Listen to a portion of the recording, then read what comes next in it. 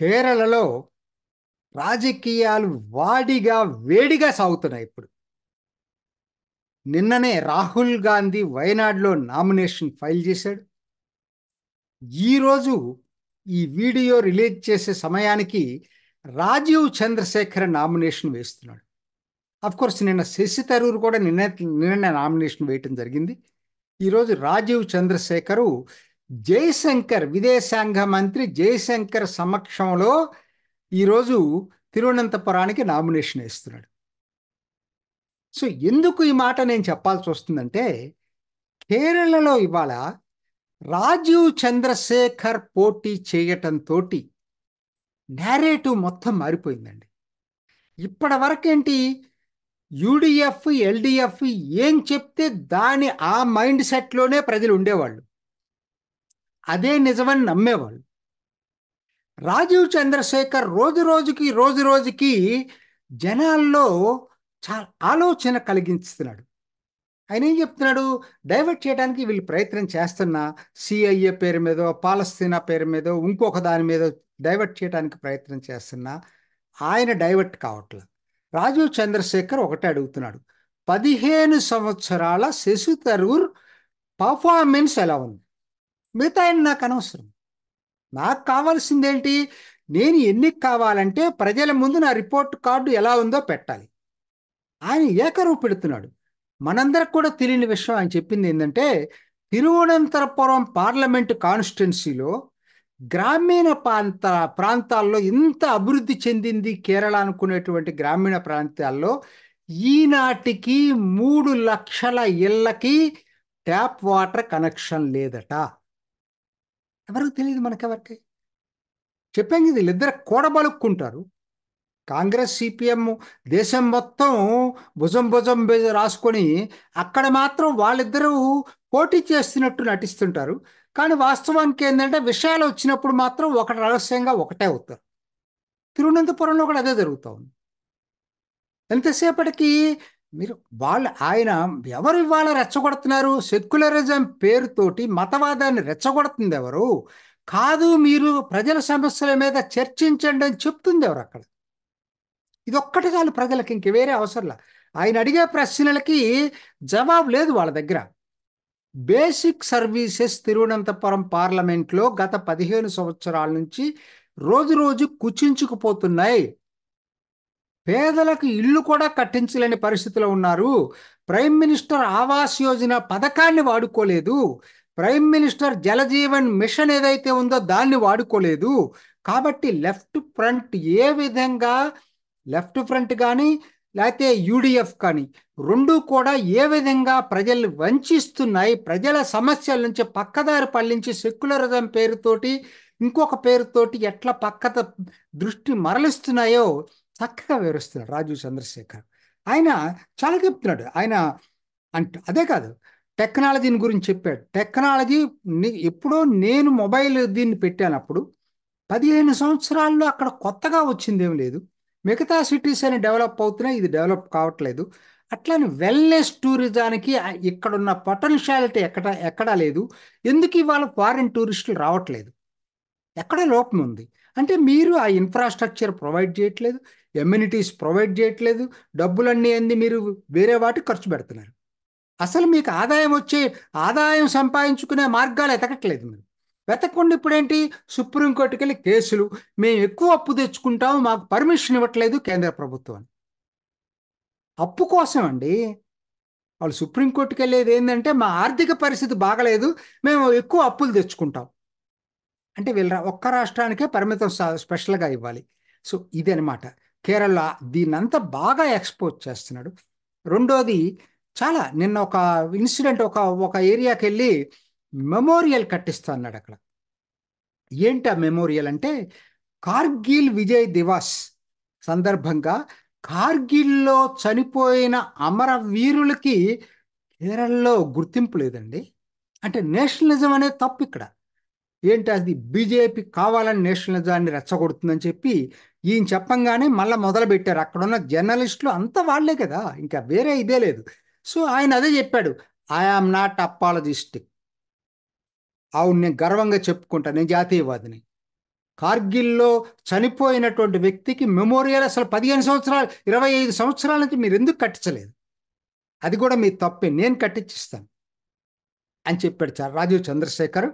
జనాల్లో ఈ నేషనలిస్టిక్ ఆలోచనలని మొట్టమొదటిసారి కేరళలో ఒక థాట్ ప్రొవోకింగ్గా జనంలోకి వెళ్తా ఉన్నాయి.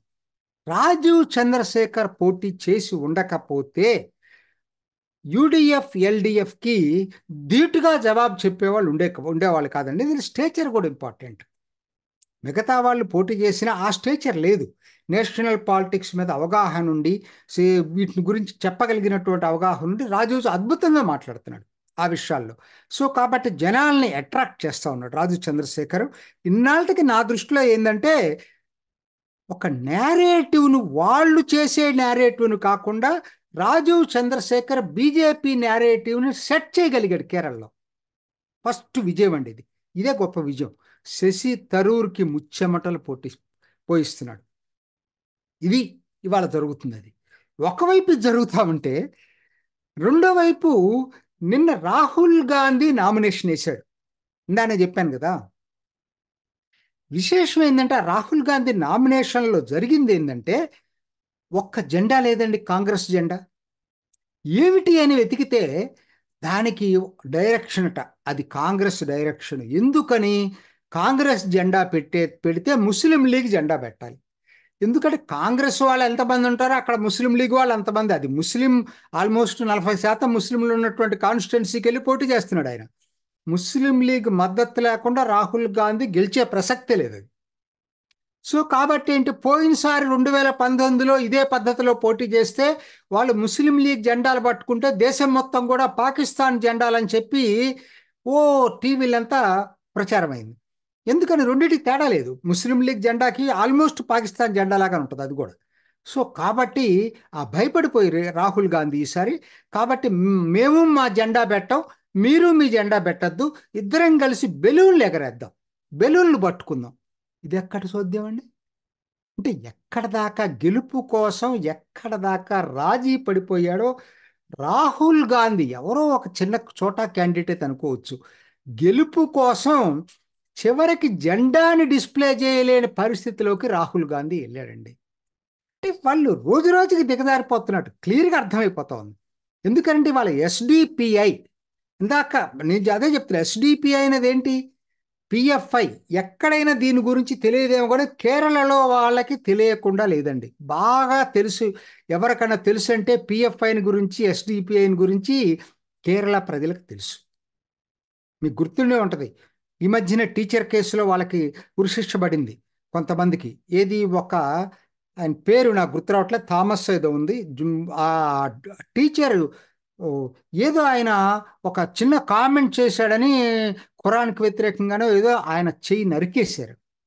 వాళ్ళు పిఎఫ్ఐ వాళ్ళంట, అతి తీవ్రవాద ముస్లిం సంస్థ. వాటిని ప్రభుత్వం నిషేధించింది. కానీ రాజకీయ పార్టీగా వీళ్ళు కొనసాగుతున్నారు టెక్నికల్ కారణాలతోటి. ఎందుకంటే ఇది అనుబంధ సంస్థగా ఎక్కడ చెప్పట్లేదు ఎస్డిపిఐ. సో కాబట్టి మాకు దానికి సంబంధం ఏంటి, మా స్వతంత్ర రాజకీయ పార్టీ అని చెప్తా ఉంది. అది ఎలక్షన్ కమిషన్ చూసుకోవాలి. ఈ లోపల వాళ్ళు తమిళనాడులోనేమో యూడిఎఫ్కి, అన్నాడీఎంకేకి మద్దతు ఇస్తున్నారు, పోటీ చేస్తున్నారు అక్కడ. ఇక్కడికి వచ్చేసరికి అక్కడేమో యూడిఎఫ్ని వ్యతిరేకిస్తున్నట్టున్నారు, అన్నాడీఎంకేకి మద్దతు ఇస్తున్నారు తమిళనాడులో.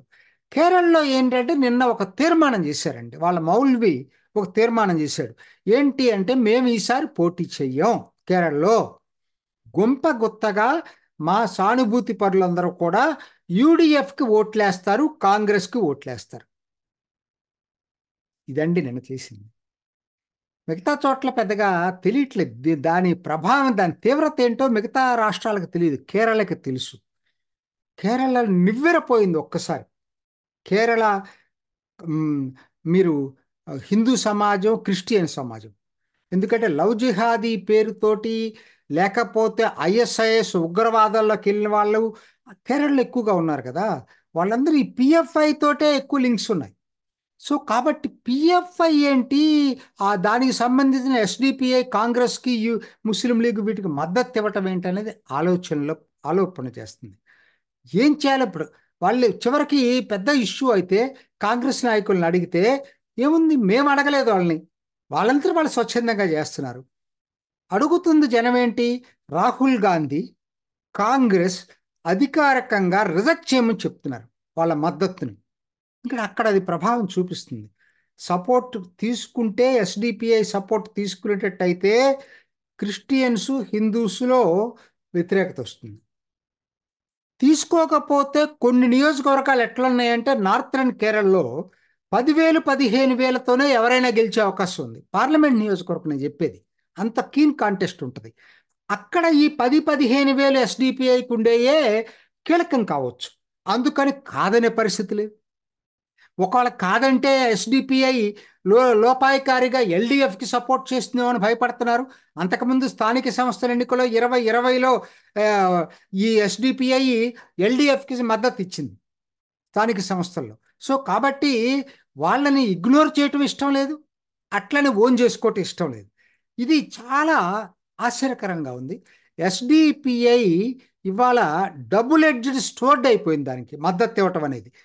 కాదనలేని పరిస్థితి, అవుననలేని పరిస్థితి ఇవాళ యూడిఎఫ్కి, కాంగ్రెస్కి వచ్చింది. ఎందుకు కాకపోతే ఒకటి గుర్తుపెట్టుకోండి, ఎస్డిపిఐ మద్దతు ఎప్పుడైతే డెనీ చెయ్యదో కాంగ్రెస్, దేశవ్యాప్తంగా కాంగ్రెస్ మీద కొంచెం లౌకికవాదాన్ని గురించి ఆలోచించే వాళ్ళందరూ ఆలోచనలో పడే అవకాశం ఉంది. ఇది ముస్లిం లీగ్ కూడా కాదు, ఎస్డిపిఐ. దాన్ని ఎంత దారుణాదారుణం అంటే ఎల్డిఎఫ్ వీళ్ళు దీన్ని కంపేర్ చేయడానికి బీజేపీని, కమ్యూనల్ సంస్థలు ఎస్డిపిఐ, ముస్లిం లీగ్, బీజేపీ అట. బీజేపీ ఏమైనా ఉగ్రవాద సంస్థ? అంటే వాళ్ళు అంటే ఎంత తెలివిగా జనాల్లో ఏదో చొప్పించడానికి ప్రయత్నం చేస్తున్నారు.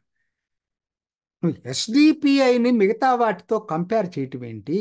వాడికి అసలు ఏదో తప్పదు కాబట్టి రాజ్యాంగం మీద నమ్ముతున్నాడు తప్పితే రాజ్యాంగం మీద నమ్మకలేదు. వాళ్ళకి ఇస్లామిక్ రాజ్యాన్ని స్థాపించాలనేటువంటి అల్టిమేట్ గోల్ తోటి పనిచేసేటువంటి ఆర్గనైజేషన్.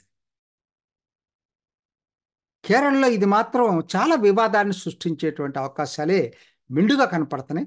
చూద్దాం ఏం జరుగుతుందో. చూసారు కదండి, మరి ఈ వీడియో కనుక మీకు నచ్చినట్లయితే ఒక లైక్ కొట్టేసి మీ అభిప్రాయాన్ని కూడా కామెంట్ బాక్స్లో తెలియజేస్తూ ఇలాంటి ఇంట్రెస్టింగ్ అప్డేట్స్ కోసం మా ఛానల్ని సబ్స్క్రైబ్ చేసుకోండి.